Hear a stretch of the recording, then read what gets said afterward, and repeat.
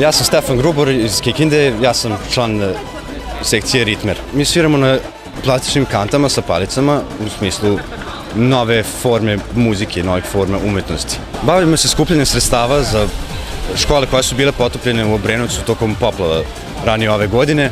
Iskupljamo sveske, knjige, igračke, sve što bi trebalo možda to deci. Meni se ovo lično sviđa zato što vlada neka opuštena atmosfera sloge i sreće i ritma i uživanja među ljudima. I želimo to da sprovodimo gde god idemo i gde god možemo.